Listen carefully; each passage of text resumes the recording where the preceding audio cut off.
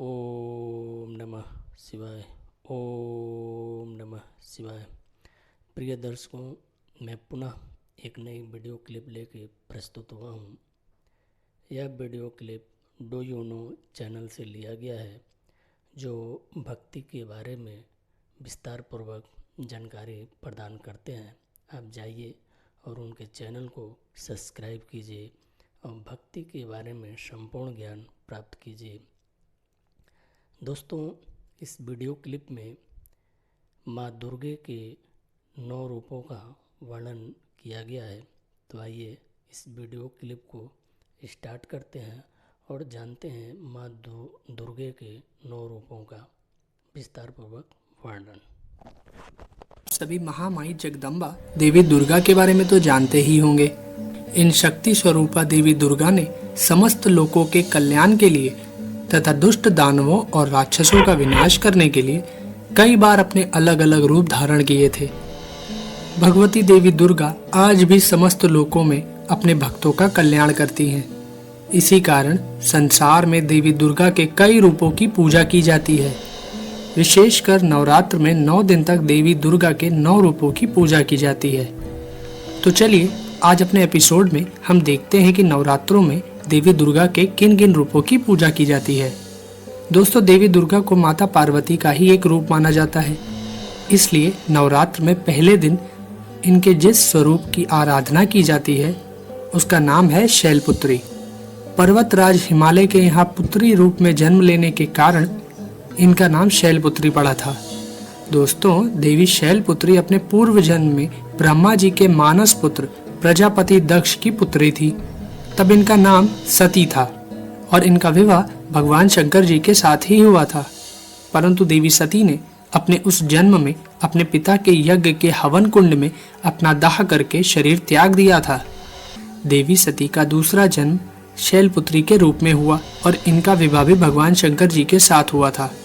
देवी शैलपुत्री को हम देवी हेमवती व देवी पार्वती के नाम से भी पुकारते हैं।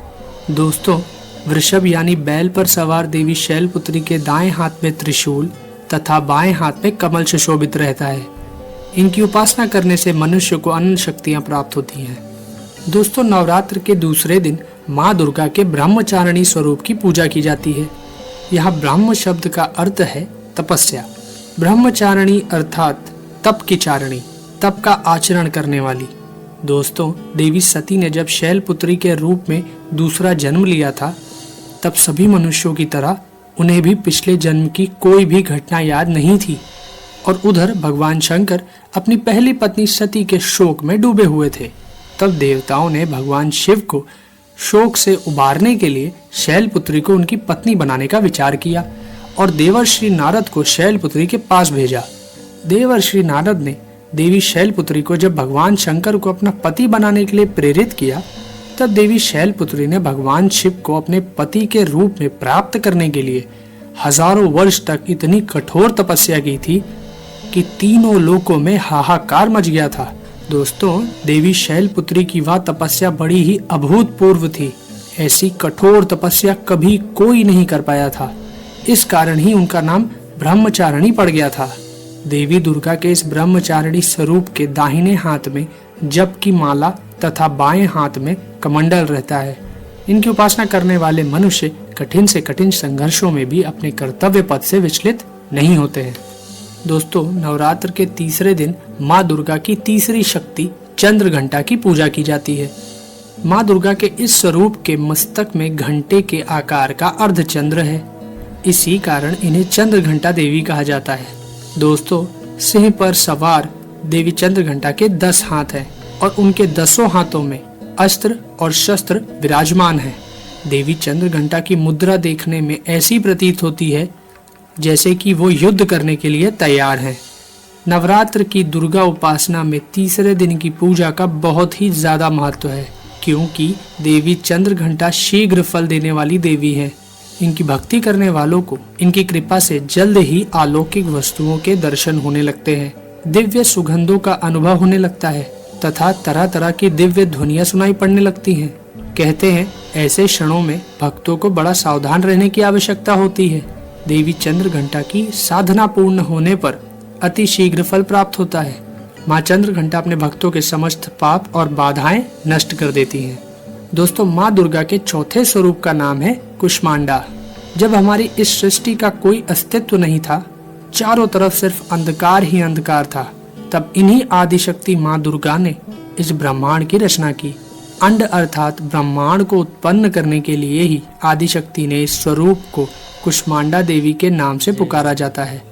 इनका निवास सूर्य लोक के भीतर के लोक में है, तभी इनके शरीर की कांति और प्रभा सूर्य के ही समान है। इनके तेज की बराबरी कोई भी देवी देवता नहीं कर सकता है। इस ब्रह्मांड की सभी वस्तुओं और प्राणियों में स्थित तेज इन्हीं की छाया है। दोस्तों, सिंह पर सवार इन देवी कुष्मांडा की 8 भुजाएं हैं, इसलिए इन्हें अष्टभुजा देवी भी कहा जाता है। इनके हाथों में कमंडल, धनुष, बाण, कमल पुष्प, अमृत कलश, चक्र, गदा और सभी सिद्धियों तथा निधियों को देने वाली जपमाला है। नवरात्र के चौथे दिन माँ दुर्गा के इसी स्वरूप की उपासना की जाती है। संस्कृत में कुष्मांड कुम्हड़े यानी कद्दू को कहा जाता है। देवी कुष्मांडा को कुम्हड़े की बलि सर्वाधिक प्रिय है, इस कारण से भी यह कुष्मांडा कही जाती है। दोस्तों, माँ दुर्गा के इस स्वरूप की उपासना बड़े पवित्र तथा स्थिर मन से कुष्मांडा देवी के स्वरूप को ध्यान में रखकर की जानी चाहिए। इनकी उपासना से भक्तों के समस्त रोग शोक नष्ट हो जाते हैं और आयु, बल और आरोग्य की वृद्धि होती है। दोस्तों, नवरात्र के 5वें दिन माँ दुर्गा के जिस स्वरूप की पूजा की जाती है उस स्वरूप का नाम है स्कंद माता। दोस्तों, भगवान स्कंद कुमार, जिन्हें भगवान कार्तिकेय भी कहा जाता है, उनकी माता होने के कारण माँ दुर्गा के इस 5वें स्वरूप को स्कंद माता के नाम से जाना जाता है। इनके विग्रह में भगवान स्कंद जी बाल स्वरूप में इनकी गोद में बैठे होते हैं। स्कंद माता स्वरूपनी देवी की 4 भुजाएं हैं। दाहिनी तरफ की ऊपर वाली भुजा से इन्होंने भगवान स्कंद को गोद में लिया हुआ है और नीचे वाली भुजा में कमल पुष्प लिए हुए हैं।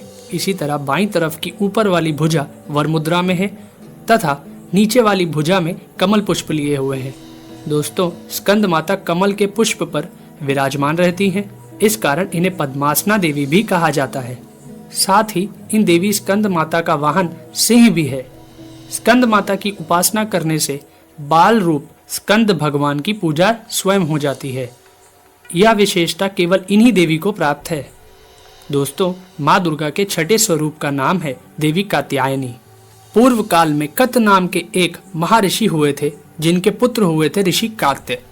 इन्हीं ऋषि कात्य के गोत्र में ऋषि कात्यायन उत्पन्न हुए थे। ऋषि कात्यायन ने बहुत वर्षों तक माँ भगवती की तपस्या की थी। उनकी इच्छा थी कि माँ भगवती उनके घर पुत्री के रूप में जन्म ले। दोस्तों, कहा जाता है कि जब दैत्य महिषासुर का वध करने के लिए भगवान ब्रह्मा, विष्णु और महेश तीनों ने अपने तेज के अंश से माँ दुर्गा को उत्पन्न किया था, तब महर्षि कात्यायन ने ही सर्वप्रथम उन देवी दुर्गा की पूजा की थी। इसी कारण से देवी दुर्गा का यह स्वरूप देवी कात्यायनी कहलाया और ऐसी मान्यता है कि इन्हीं देवी कात्यायनी ऋषि कात्यायन के यहाँ पुत्री के रूप में उत्पन्न हुई थी। दोस्तों, सिंह पर सवारी करने वाली देवी कात्यायनी का स्वरूप बड़ा ही भव्य तथा दिव्य है। इनकी 4 भुजाओं में दाहिने तरफ की ऊपर वाली भुजा अभय मुद्रा में है तथा नीचे वाली भुजा वर मुद्रा में है। बाईं तरफ की ऊपर वाली भुजा में तलवार तथा नीचे वाली भुजा में कमल पुष्प सुशोभित है। माँ देवी की इस कात्यायनी स्वरूप की पूजा नवरात्र के 6ठे दिन की जाती है। माँ कात्यायनी अपने भक्तों को 4 फल अर्थ, धर्म, काम और मोक्ष प्रदान करती है। दोस्तों, नवरात्र के 7वें दिन माँ दुर्गा के कालरात्रि स्वरूप की पूजा की जाती है। देवी कालरात्रि के शरीर का रंग घने अंधकार की तरह काला है। सर के बाल बिखरे हुए हैं और इनके 3 नेत्र हैं। इनकी नाक से अग्नि की भयंकर ज्वालाएं निकलती रहती हैं। गधे पर सवारी करने वाली देवी कालरात्रि के दाहिने तरफ की ऊपरी भुजा वर मुद्रा में है तथा नीचे वाली भुजा अभय मुद्रा में है। बाईं तरफ की ऊपर वाली भुजा में लोहे का कांटा है और नीचे वाली भुजा में खड़ग है। माँ कालरात्रि का स्वरूप देखने में अत्यंत भयानक है, परंतु यह सदैव शुभ फल प्रदान करती हैं। इसी कारण इनका नाम शुभंती भी है। दानव, दैत्य, राक्षस, भूत, प्रेत आदि इनके स्मरण मात्र से भयभीत होकर भाग जाते हैं। इनके भक्तों को अग्नि भय, जल भय, जंतु भय, शत्रु भय, रात्रि भय आदि कभी नहीं होते हैं। दोस्तों, माँ दुर्गा की 8वीं शक्ति का नाम है महागौरी। इनका रंग पूर्णतः गौर है। इनकी गौरता की उपमा शंख, चक्र, चंद्र और कुंद के फूल से दी गई है। देवी महागौरी की आयु 8 वर्ष की मानी गई है। इनके वस्त्र आभूषण भी श्वेत हैं। वृषभ की सवारी करने वाली देवी महागौरी की 4 भुजाएं हैं। इनके दाहिनी तरफ का ऊपरी हाथ अभय मुद्रा में है और नीचे वाले हाथ में त्रिशूल है, और बाईं तरफ के ऊपर वाले हाथ में डमरू और नीचे वाला हाथ वर मुद्रा में है। देवी महागौरी ने अपने पार्वती रूप में जब भगवान शिव को प्राप्त करने के लिए कठोर तप किया था, तब इनका रंग काला पड़ गया था। फिर भगवान शिव ने इनके शरीर को गंगा जल से मलकर धोया, तो इनका शरीर विद्युत के समान कांतिमान हो उठा। तभी से इनका नाम महागौरी पड़ गया था। नवरात्र के दुर्गा पूजा में 8वें दिन देवी महागौरी की पूजा की जाती है। देवी महागौरी की उपासना से सभी पाप नष्ट हो जाते हैं। भविष्य में कभी पाप और दुख भक्तों के निकट नहीं आते हैं।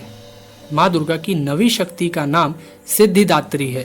यह देवी सभी प्रकार की सिद्धियों को देने वाली है। देवी सिद्धिदात्री की कृपा से ही भगवान शिव का आधा शरीर स्त्री का हो गया था और वह संसार में अर्धनारीश्वर के नाम से जाने गए थे। सिंह की सवारी करने वाली देवी सिद्धिदात्री कमल के पुष्प पर भी आसीन होती हैं। इनकी 4 भुजाएं हैं, जिसमें दाहिनी तरफ की नीचे वाली भुजा में चक्र तथा ऊपर वाली भुजा में गदा विराजमान है, तथा बाईं तरफ की ऊपर वाली भुजा में कमल पुष्प तथा नीचे वाली भुजा में शंख है। नवरात्र की दुर्गा पूजा में 9वें दिन देवी सिद्धिदात्री की पूजा की जाती है। देवी सिद्धिदात्री की उपासना पूर्ण कर लेने के बाद भक्तों की सभी मनोकामनाएं पूरी हो जाती हैं।